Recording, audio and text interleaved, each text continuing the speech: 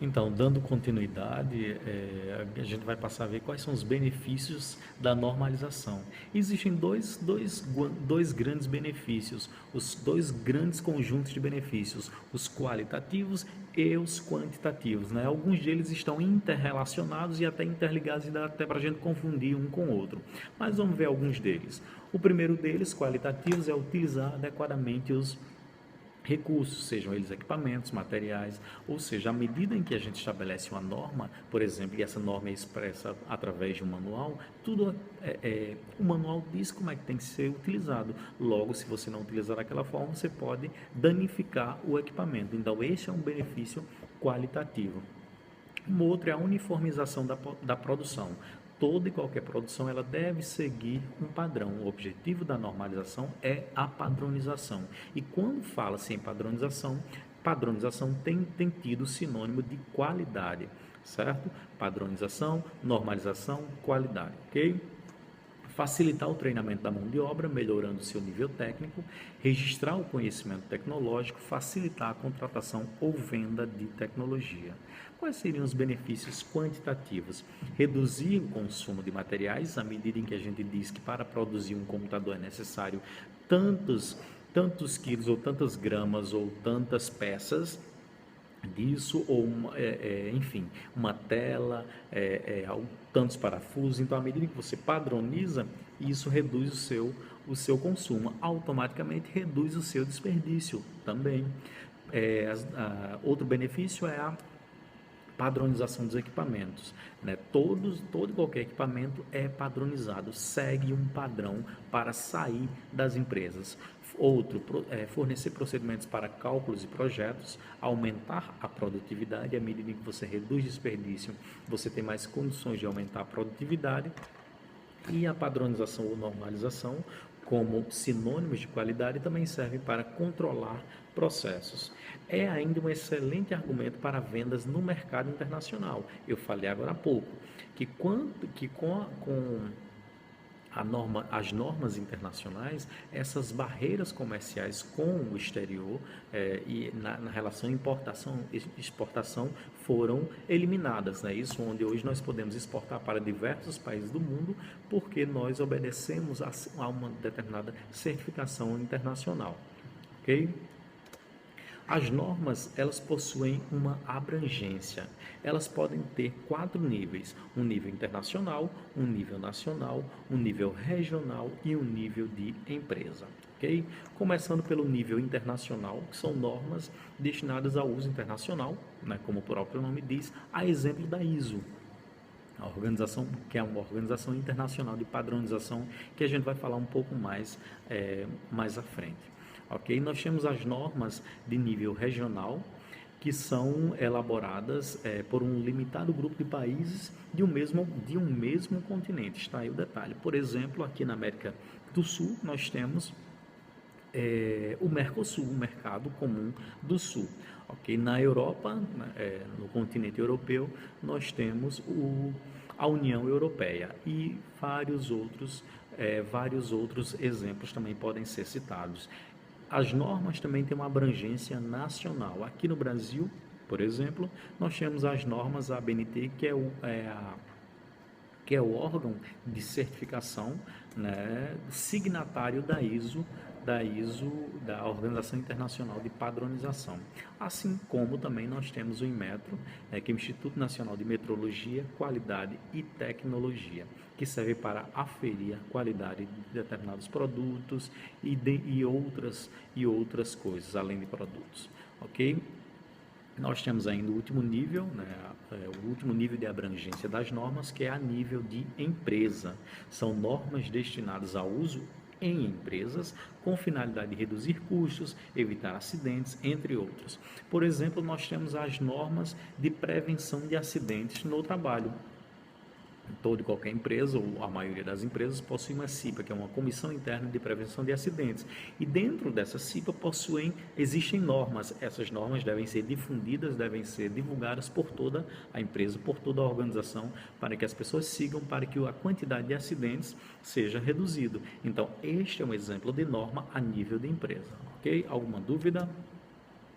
Então agora já que nós falamos um pouco sobre ISO e como como este é um conteúdo importante e fundamental para vocês, mas antes disso, lembro que vocês realizaram uma atividade muito bacana sobre isso, na atividade do aplicativo, onde alguns grupos fizeram sobre ISO 9000 e um outro sobre responsabilidade social, outro sobre gestão ambiental, né, gestão da qualidade.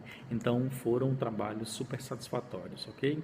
A ISO é uma organização internacional de padronização criada na Suíça, em Genebra, em 1947, ou alguns autores dizem que foi em 1946, e hoje congrega em média 170 países, onde o Brasil é membro, ok? Mas para que serve? E o que é de fato a ISO? A ISO foi criada com o objetivo de uniformizar a padronização, de uniformizar a normalização no mundo inteiro. Como eu falei, é uma organização internacional. E o significado da palavra ISO, pensou-se que seria ISO porque significa igualdade. Então, igualdade de normas, igualdade de condições nas relações de importação, exportação e de produção em todos os países. Desta forma, é que os mercados começaram a se comunicar cada vez mais, ok? A partir dessa normalização internacional.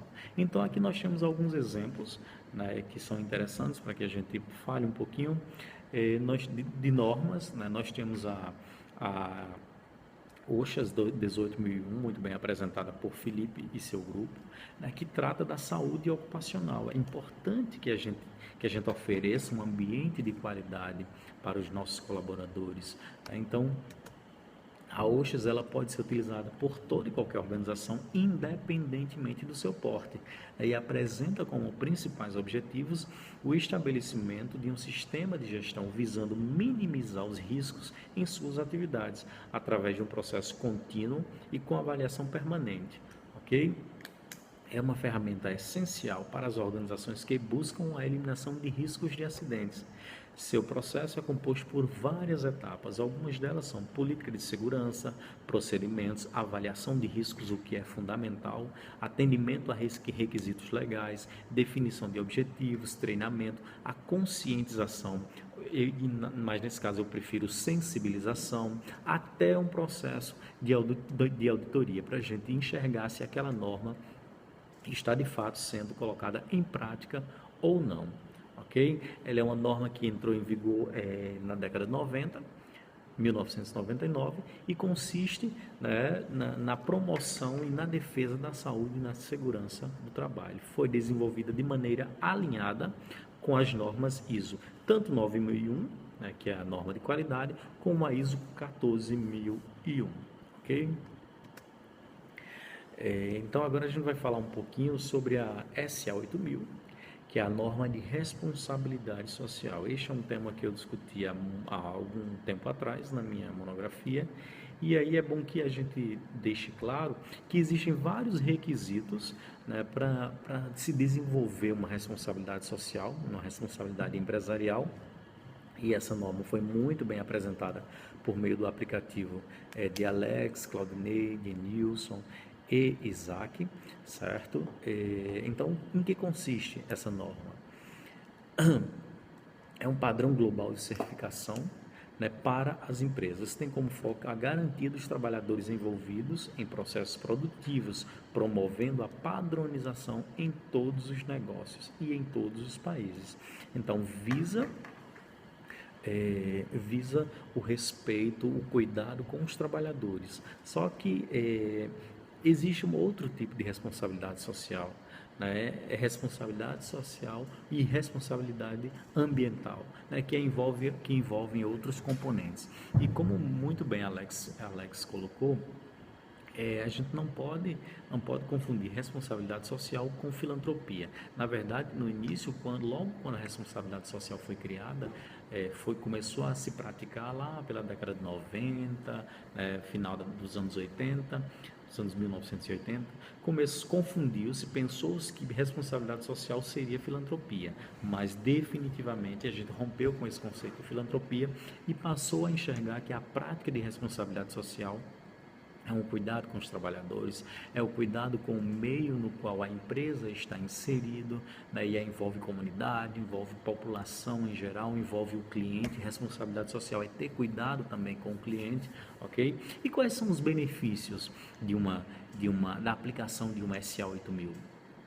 Alguns deles são a melhoria do relacionamento organizacional interno, maior confiabilidade dos compradores aos compradores, óbvio, uma empresa que é certificada passa uma imagem muito melhor, isso é muito claro, melhor gerenciamento da cadeia produtiva, imagem e reputação da empresa, isso eu acabei de falar, e reconhecimento de que a empresa é socialmente responsável. Então, hoje em dia, além de moda, né, é uma questão fundamental. E não, eu costumo dizer que não é mais uma questão, não é mais um diferencial, é obrigação, é básico de toda e qualquer empresa ter qualidade, né, que essa é uma norma de qualidade, e ter responsabilidade social, ok? A certificação, todas essas certificações, elas não excluem, por serem internacionais, elas não excluem leis, regimentos, regramentos que sejam locais. Por exemplo, a exploração do trabalho infantil, né, a exploração do próprio trabalhador, o trabalho forçado, a falta de equipamentos de proteção individual. Então, nenhuma dessas normas deixa essas outras questões de lado, ou seja, para você ser internacional, para você ter uma certificação internacional, é imprescindível que você siga a legislação nacional, a legislação regional, a legislação local da sua empresa também, ok? Então é todo um processo, é toda uma escala gradativa em que você deve seguir até conquistar o nível internacional, tá certo? Quais seriam, falando um pouco mais da ISO, como eu falei, é um conjunto de normas de qualidade, de responsabilidade social, de saúde e segurança, e aí nós temos muitas normas, é um conjunto de normas que praticamente normatiza tudo que há, né, todo e qualquer produto, todo e qualquer serviço, né, falando um pouco agora da série de normas ISO 9000, ela traz, a 9000 traz mais ou menos um regramento geral, quais são os requisitos e qual é o vocabulário a ser utilizado, e a 9001, perdoem o barulho, é um pouco mais específica, ela traz de uma forma mais esmiuçada o que viria a ser um sistema de gestão da qualidade, certo? Para estabelecermos um sistema de gestão de qualidade, foram promulgados 8 princípios. 8 princípios, onde o primeiro deles é uma organização focada no cliente. Ora, parece muito óbvio, toda e qualquer organização tem como fim satisfazer o cliente, tem como fim ter foco no cliente. Okay? Um outro princípio é a liderança. À medida em que você tem liderança, todos os processos e problemas dentro da organização são facilitados. Um terceiro, que nós vimos também quando estávamos trabalhando com análise administrativa, é o envolvimento das pessoas. É imprescindível que haja envolvimento das pessoas. O próximo é enfoque nos processos. À medida em que você foca no processo, fica muito mais fácil de você compreender o processo, fica muito mais fácil de você conseguir alocar, de você conseguir entender qual é o papel de cada um. E outra, um sucesso do processo como um todo em um sucesso de um processo conseguido, todos são responsáveis. No fracasso, da mesma forma, não existem culpados individuais.